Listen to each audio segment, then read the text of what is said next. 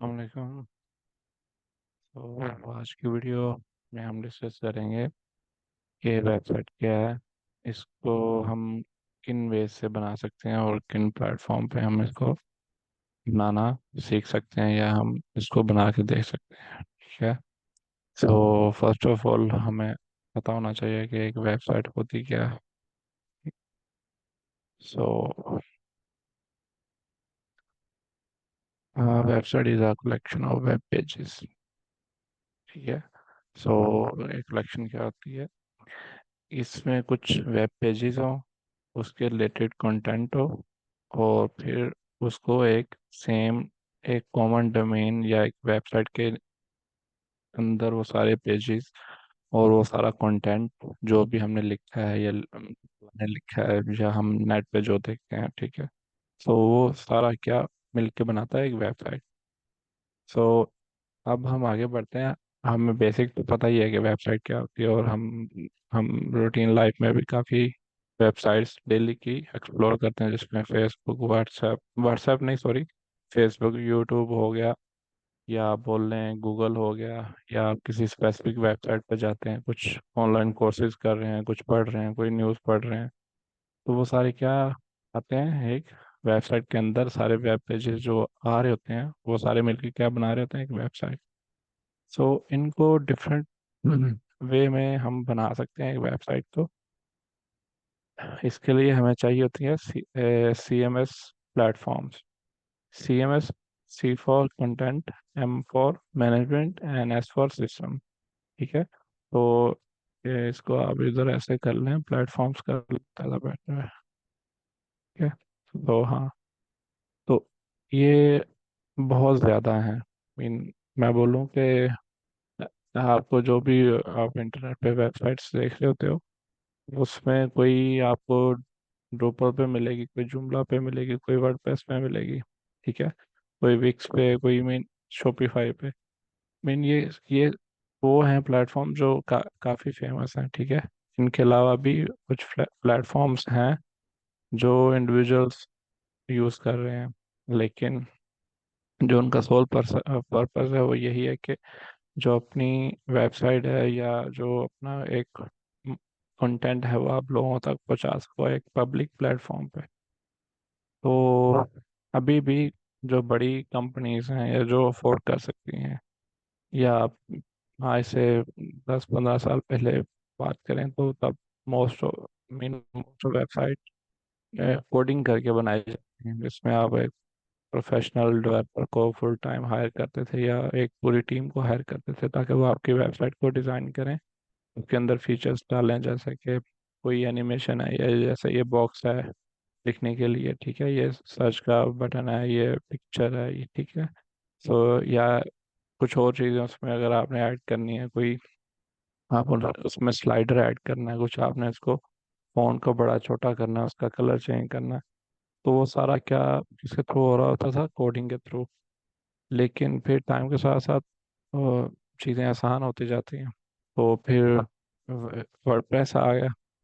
तो I think अब world में जो वेबसाइट्स चल रही हैं, मीन उनमें अगर मैं बोलूँ कि जो 30 to 40% वेबसाइट्स हैं वो किस पे बनी हुई हैं, वर्डप्रेस पे। ठीक है। और ये कोई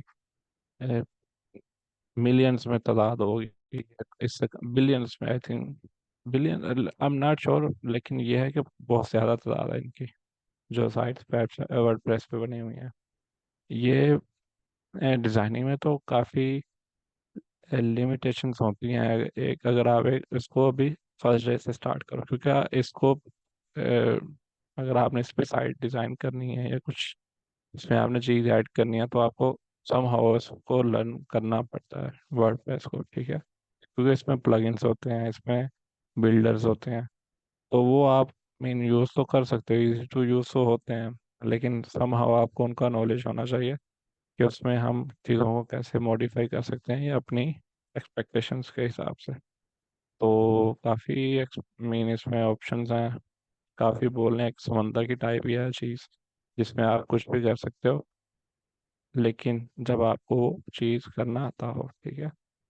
सो बाकी ये तो था, इसमें कुछ समहाउ हमें कोडिंग चाहिए होती है, हमें प्लगइन्स, जिसको आप बोल रहे हैं आम जुबान में ऐप्स, तो वो हमें चाहिए होती हैं कोई फीचर ऐड करने के लिए।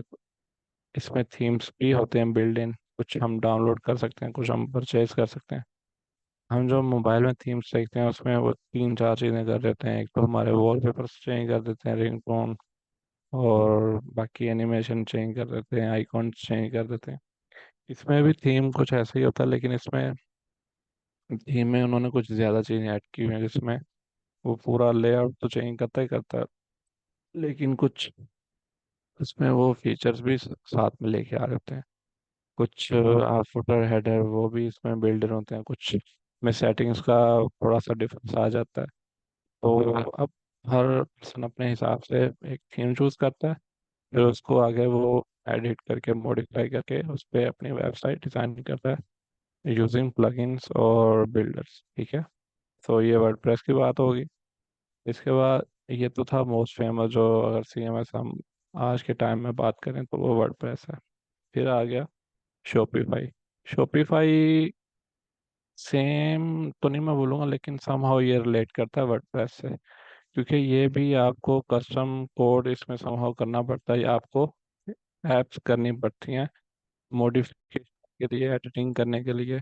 और ये ज़्यादा सूटेबल है फॉर ई कॉमर्स, या आप बोल रहे हैं कि अगर आपने कोई ऑनलाइन चीज़ें शेयर करनी है, या आपने अपने क्लाइंट को वेबसाइट बना के देनी है जिसपे वो ऑनलाइन चीज़ें शेयर कर सके, जैसे शर्ट्स, शूज़, या कुछ और आप बोल रहे हैं, तो इसमें ये बेटर सिर्फ वर्डप्रेस में in the sense, e commerce की सेंस में ये बेटर है, क्योंकि इसमें स्पीड ऑप्टिमाइजेशन अच्छी हो जाती है।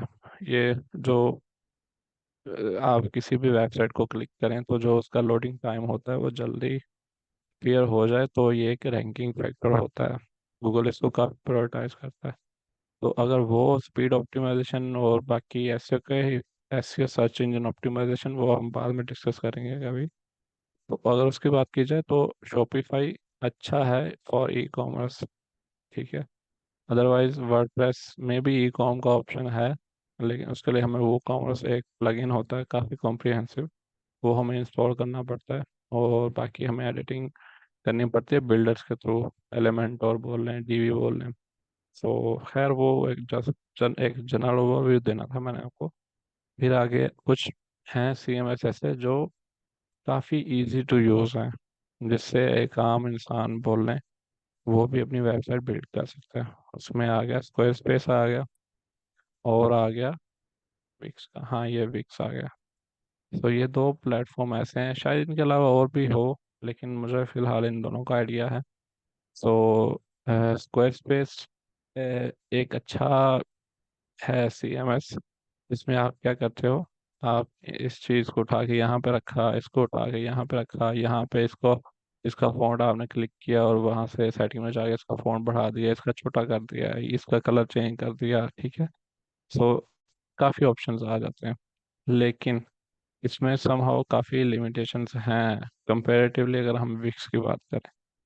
अगर आप ड्रैग एंड ड्रॉप की बात करें, या एक बोल रहे हैं एक मीन एक इंसान है जिसको अभी वेबसाइट बनाने का इतना आइडिया नहीं है, या बोल रहे हैं कि अगर उसने बना लिया, अगर उसने इसमें एक्सपर्ट बनना है, या आप बोल रहे हैं कि उसने इसका फुल, इसका जो उसका फुल पोटेंशियल है वो इसने यूटिलाइज करना है, तो फिर उसको कोई ना कोई फ्रीलांसर या डेवलपर हायर करना पड़ेगा, ताकि वो विक्स की साइट उसकी उसको अच्छा डिज़ाइन करके दे सके। खैर मैं कंपेयर कर रहा था दोनों को, तो जो स्क्वायर स्पेस है ये भी इजी टू यूज़ है, इतना इतना मुश्किल नहीं है, लेकिन कंपैरेटिवली ये विक्स से काफ़ी लिमिटेड, मैं मान बोलूँगा लिमिटेड है। विक्स में काफ़ी आपको ऑप्शंस मिलते हैं, जिसमें आप ई ई कॉम भी कर सकते हो, आप ऑनलाइन स्टोर भी बना सकते हो, आप अपनी कोई सब्सक्रिप्शन बेस्ड सर्विसेज भी दे सकते हो, आप ब्लॉग्स भी लिख सकते हो, आप हर काम कर सकते हो। तो अगर एक अगर आपने कोई प्रोफेशनल, या बोल रहे हैं कि हर चीज़ के हिसाब से कॉम्प्रिहेंसिव वेबसाइट बनानी है, तो आपको वर्डप्रेस सीखना पड़ेगा, या आपको अगर आपने इसकी सर्विस देनी है तो इसको आपको सीखना पड़ेगा। लेकिन अगर आजकल के टाइम में देखा जाए तो ये काफ़ी लोगों ने सीख लिया है ये वर्डप्रेस। अगर आप किसी भी वो फ्रीलांसर प्लेटफॉर्म पर जाओ, जैसे फाइवर, आपको एक गुरु, फ्रीलांसर, वहाँ पे जाओगे तो वहाँ पे आपको बहुत ज़्यादा लोग मिलेंगे जो वर्डप्रेस ये वेबसाइट आपको बना के दे सकते हैं। ज़रूरी नहीं है कि वो सारे अच्छे डेवलपर ही हैं, इन कुछ बेसिक्स सीख के भी अपनी ऐड लगा देते हैं। लेकिन मेरे कहने का मतलब ये था कि ये काफ़ी फेमस है, तो इसको काफ़ी लोग जानते भी हैं और इस पे लोगों ने इसको सीखा भी था। शॉपिफाई पे भी आपको काफ़ी लोग मिल जाएंगे, क्योंकि ये भी थोड़ा सा पुराना प्लेटफॉर्म है।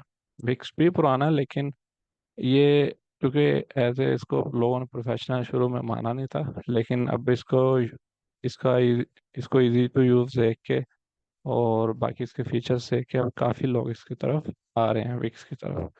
स्क्वायर स्पेस कंपेरेटिवली कम लोग आ रहे हैं, क्योंकि इसमें कुछ लिमिटेशंस हैं डिज़ाइन तरह। सो ये तो था एक जनरल ओवरव्यू के सीएमएस होते क्या हैं। और देखिए, आपको इसके अलावा और भी काफ़ी सीएमएस मिल जाएंगे, और आपको सभी को सीखना ज़रूरी नहीं है। आप बेसिक्स जो हैं वो सारे सीख लें, जिसमें WordPress, Shopify, Wix, Squarespace और जुमला कहीं पे कह लें। और इसके अलावा, हाँ, मीन वेब फ्लो, हाँ सॉरी, ये भी बहुत अच्छा प्लेटफॉर्म है।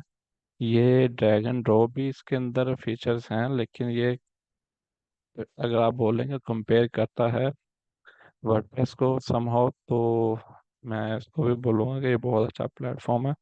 कंपेरेटिवली विक्स और स्क्वायर स्पेस से तो काफ़ी बेटर है एसईओ के हिसाब से। तो खैर, इस पे हम बाद में बात करेंगे। तो अब मैं आपको दिखा देता हूँ कि ये लेआउट नज़र कैसे आता है। आपको एक वेबसाइट तो शुरू में ऐसे नज़र आ रही होती है, जैसे मैं एक कोई वेबसाइट आपके सामने ओपन करता हूँ।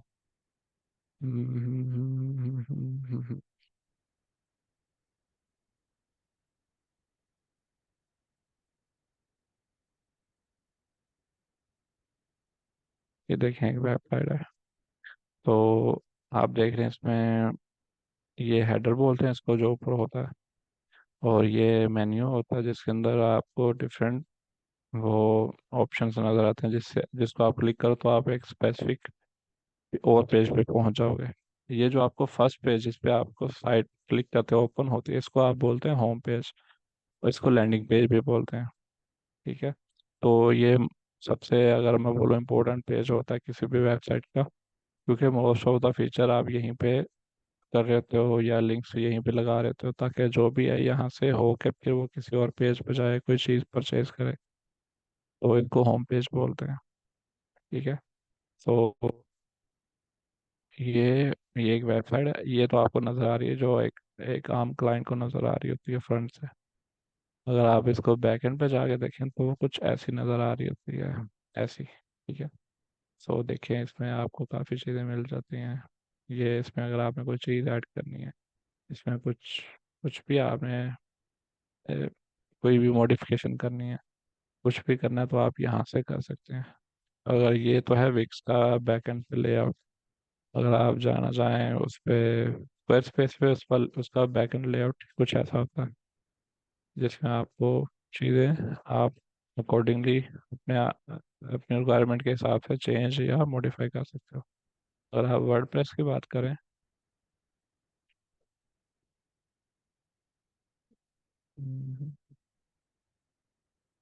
लॉग इन हो रहा है। अच्छा, आप शॉपिफाई की बात करें, तो शॉपिफाई पे कुछ बैकएंड लेआउट कुछ इस तरह से आ रहा होता है, जिस पे आप अपने स्टोर को एडिट या मॉडिफाई कर सकते हो। और अगर हम वर्डप्रेस की बात करें, तो उसका बैकएंड पे लेआउट कुछ इस तरह से होता है।